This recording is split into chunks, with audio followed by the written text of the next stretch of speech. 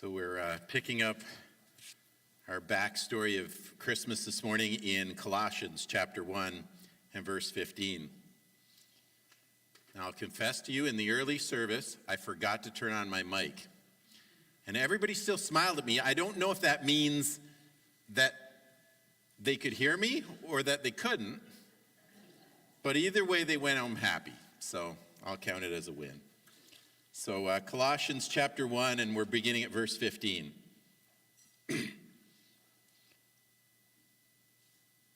Christ is the invisible image of the visible image of the invisible God.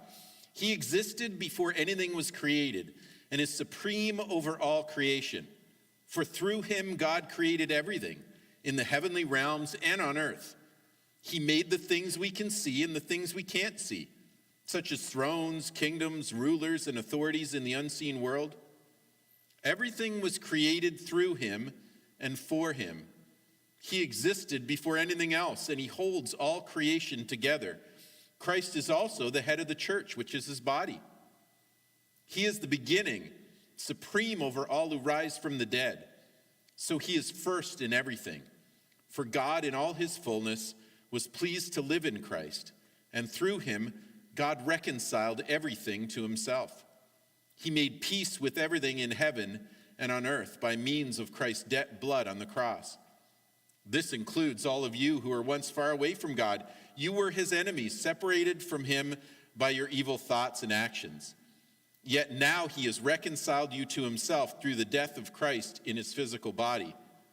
As a result, he has brought you into his own presence, and you are holy and blameless as you stand before him without a single fault. But you must continue to believe this truth and stand firmly in it. Don't drift away from the assurance you received when you heard the good news that has been preached all over the world. And I, Paul, have been appointed as God's servant to proclaim it. So last week, we started this series by backing up from the manger scene into time and space, beyond time and space to eternity, and looking at how Jesus was part of creation, how he set the world in motion. It tells us in John's prologue, as John starts to write his gospel, his story of Jesus' life on earth. He says this detail is the thing that he wants to set up the story with. So he tells in his prologue about how Jesus was from the beginning, how Jesus was the creator, how everything that was made by him and for him. And so he sets the tone for the story of Jesus' earthly life by setting up the fact that Jesus always was, that he was there from before the beginning, and that the world was spinning because of him. And so as we pick up our passage this morning, the Apostle Paul in Colossians starts kind of at the same place with creation. And so after Jesus had lived and died, and we have all those stories that are there in John's gospel, just like Matthew, Mark, and Luke, we pick up the story afterwards, and we realize that as the Apostle Paul comes on the scene and he learns of the risen Jesus, he too has this same beginning point to share with the church, a little church in a place called Colossus.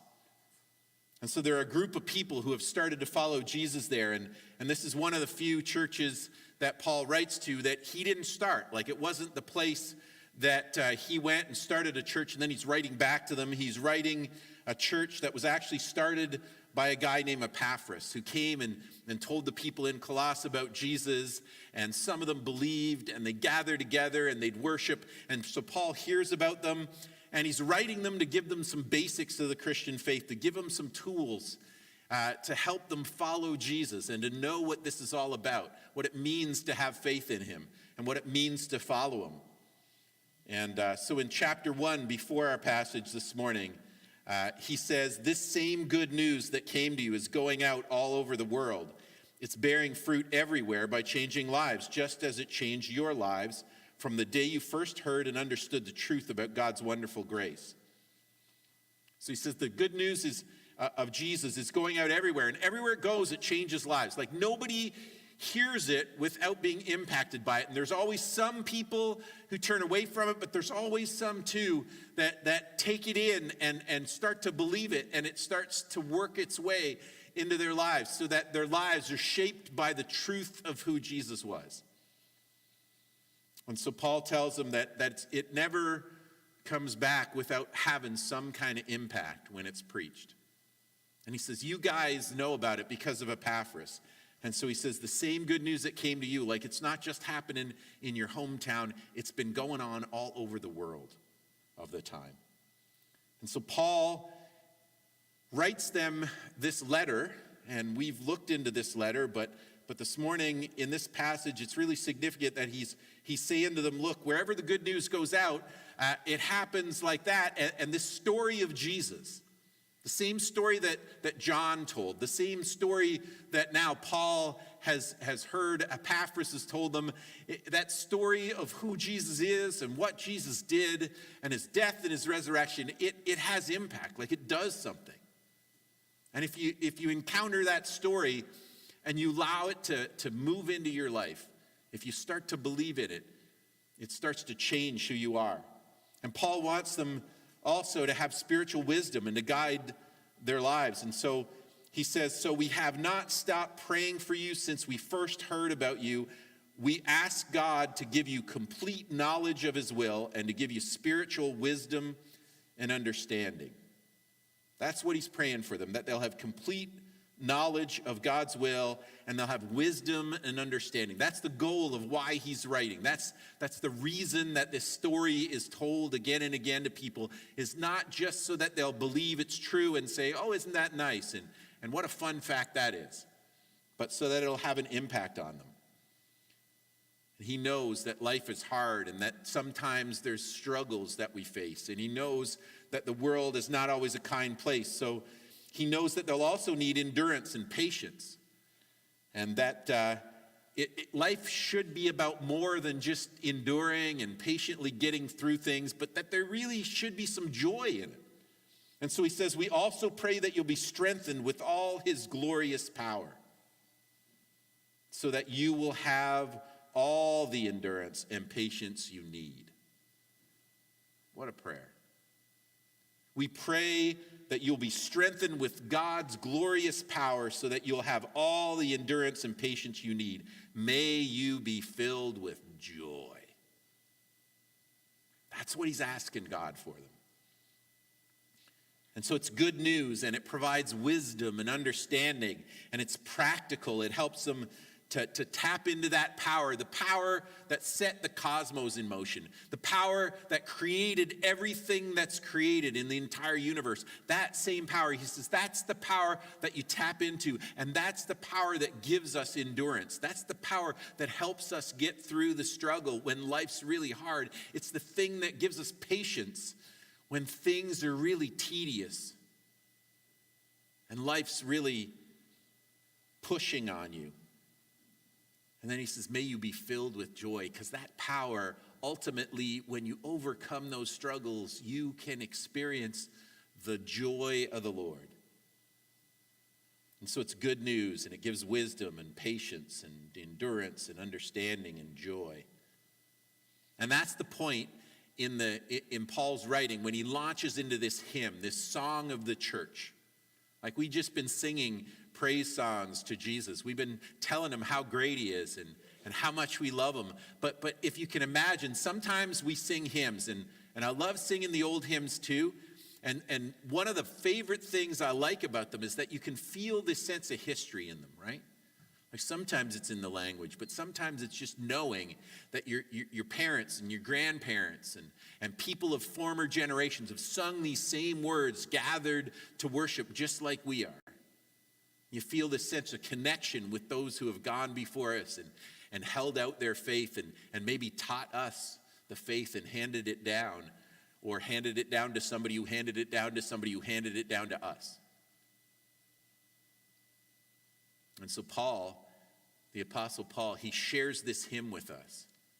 And if it's exciting to look back at some of the old hymns of the church, can you imagine? We're reading the words that they gathered and sang. They gathered in Colossus, these people who didn't know anything about Jesus till Epaphras came and told them. And they're so impacted by the story, by the understanding of the truth of who Jesus was, that this is one of the songs that they gather and sing. And this is the words of the hymn, the first verse that he quotes to them. He says, Christ is the visible image of the invisible God. He existed before anything else was created, and he's supreme over creation, like he's the one. For through him, God created everything in the heavenly realms and on earth. That's the first verse of the song. And then Paul adds in, he says, he made the things we can see and the things we can't see, such as thrones and kingdoms and rulers and authorities in the unseen world. Like he's telling them that Jesus created everything, just like we talked about last week. And as we backed up the story and looked from that angle, that Jesus is the one at the beginning who creates everything. Paul's saying the same thing. It's like he's standing in line with John before him, and with the Old Testament, where we have the same story of in the beginning, God creating. And he goes, that God that created in the beginning, that God that John talked about and pointed out that Jesus was that God.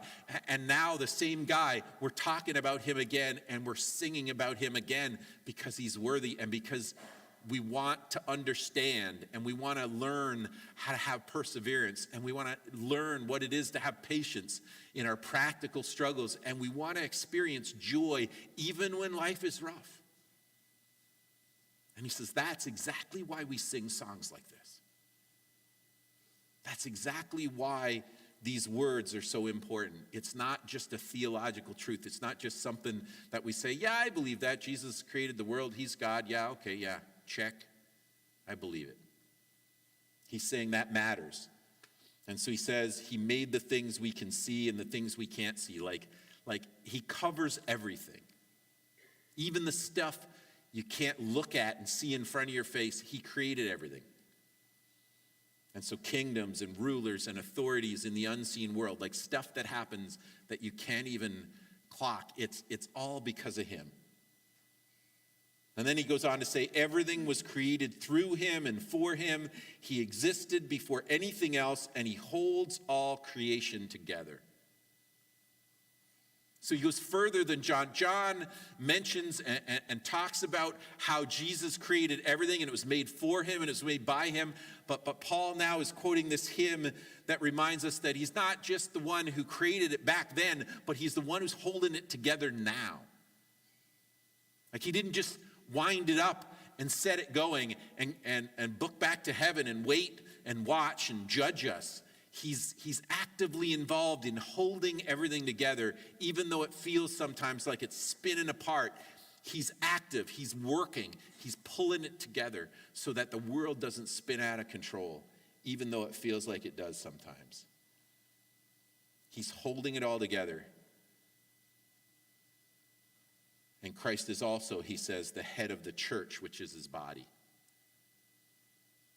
He says that is significant. So he's not just creating the world, he's hanging on to the world, and he's pulling the world together, and he's making sure it doesn't spin out of control. And he's also the head of the church, the people of God. He didn't just create the world, but he created us. He doesn't just hold it all together, he holds us together. And so then he launches into the second verse of the song, and he says, he is the beginning, supreme over all who rise from the dead. So he's first in everything. For God in all his fullness was pleased to live in Christ, and through him God reconciled everything to himself. He made peace with everything in heaven and on earth by means of Christ's blood on the cross.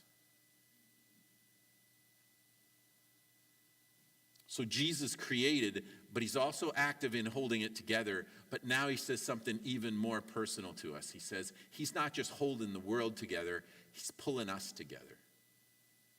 Like there are ways that our world is broken. There are ways that our lives are broken. There are ways that our relationships get broken, right?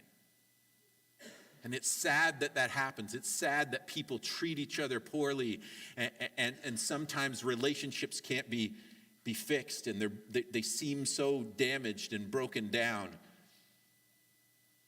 But Paul quotes this hymn, and he says, you got to remember this truth, that God holds the world together, but he's pulling us together and pulling us towards himself. He's reconciling everything to himself. He made peace with us so that he's pulling us closer to him. And as we get closer to him, we just naturally get closer to each other, so that all the damage and all the brokenness and all the fragmentation in our relationships are pulled back together in Jesus.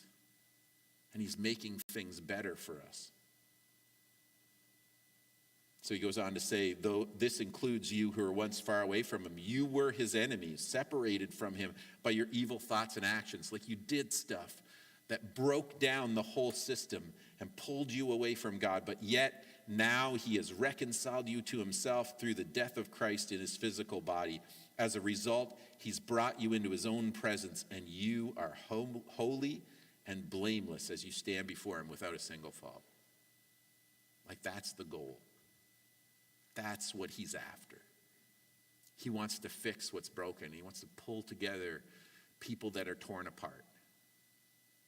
And he wants to repair broken relationships so that we don't treat each other the way that we sometimes do, so that we're hurt and we're damaged and we walk around wounded because of the way other people have treated us and the way we've treated them. And so he's trying to fix what's most broken. And so he's not just active in pulling the world together, but he's active in pulling us towards him and towards wholeness, where we most are wounded, where we most need healing, and where we feel most broken and most hurt. And so if you can imagine this morning, if we talked about in the John's prologue that we were backing up from the manger scene and the camera was kind of going wide and picking up the entire universe, and that Jesus, who was in the manger, who made himself small and vulnerable, was big, really big and really powerful, and that he reduces himself to that vulnerable little baby. And now, as Paul unpacks the same story, he takes the picture of Jesus, the creator, and he zooms back in, but this time the camera's not on the baby in the manger. The camera is on us, who are hurting and broken and fragmented and separated from each other by our sinfulness and our harm that we've done to each other and the way people treat each other and all of our brokenness that makes us hurt people who hurt people. And he says that same creator God, that same God with all that power, with the power that you can't even imagine, that set it all in motion, that holds it all in place, and that is looking after all of that power, all of that is at work in people to fix what's wrong in our world and to set it right and to reset the whole thing the way it should be.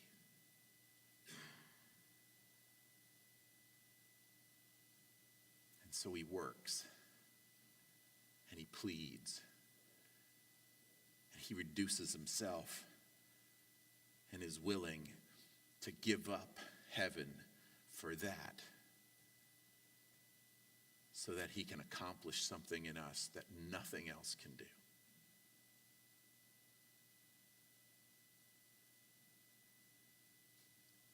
And so Paul says, remember what we sang? Remember who he is. Remember what he did and what he is doing.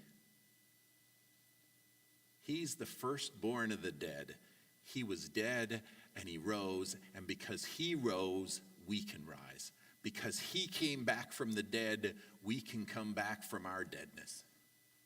Because the power that rose him is at work in you to redeem you and to change you and to transform you until you are like Jesus.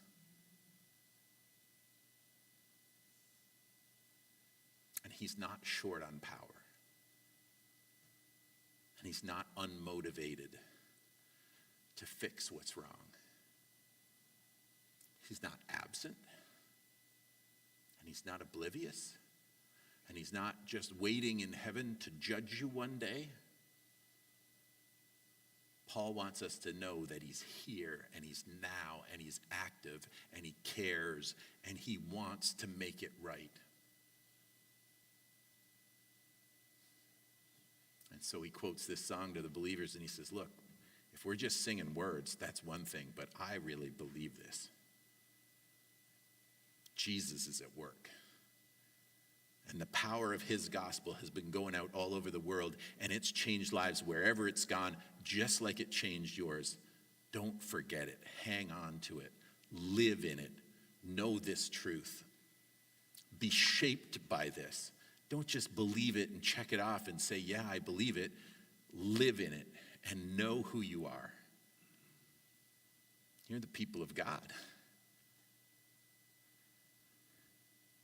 You're step 2 of the plan. You rise from the dead like he rose from the dead. You are coming back to life. You're being changed, and you're changing things around you because you are.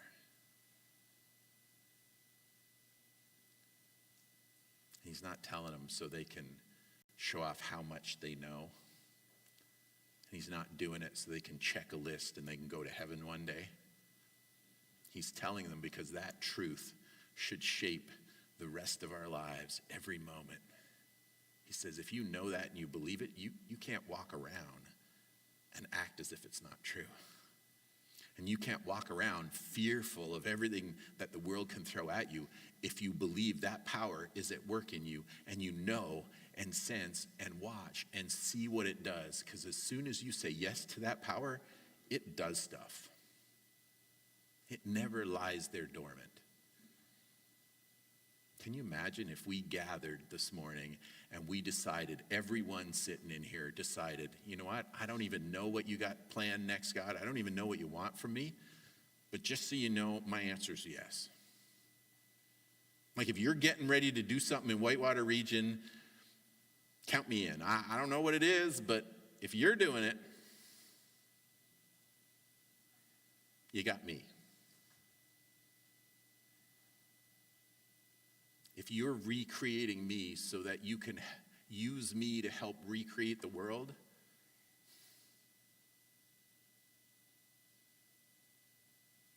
then the answer is yes. No qualifiers, no caveats, no fine print, just yes. Do you know what happens after that?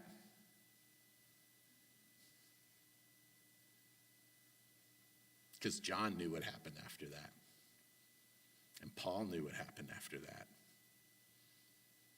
Because they both encountered Jesus. And you don't walk away unchanged when you've met Jesus. Not if you've really run into him. Not unless you say no to him when he asks you. Paul says it's happening everywhere. It happened with you guys. Don't ever forget it. Don't ever lean in the other direction.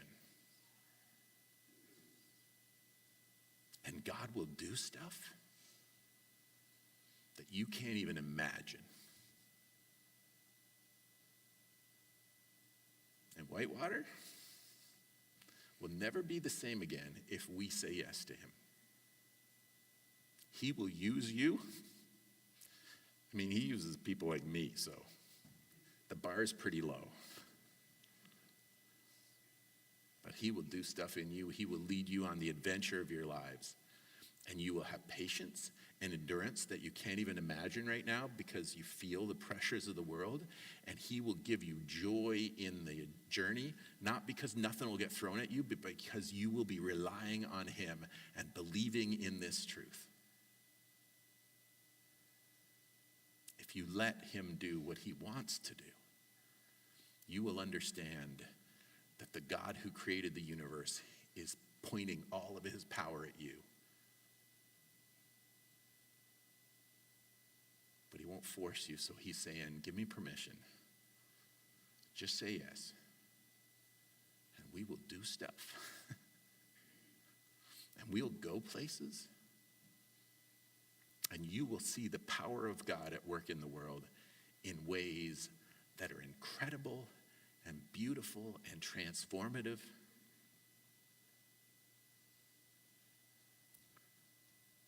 If you believe, and if you say yes, because it's what he wants to do, it's what he's always wanted to do, it's what he planned to do from the very beginning of time. He knows what he wants. And now it's up to us to decide whether we're with him or not. I hope your heart says yes.